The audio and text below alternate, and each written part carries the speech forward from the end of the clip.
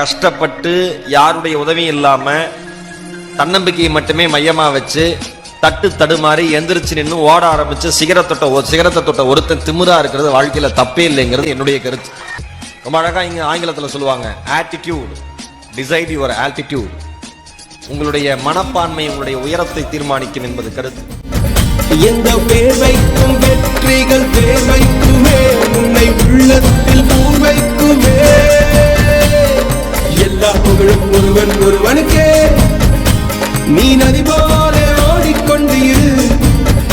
எந்த வேர்வைக்கும் வெற்றிகள் வேர்வைக்குமே, உன்னை உள்ளத்தில் பூர்வைக்குமே.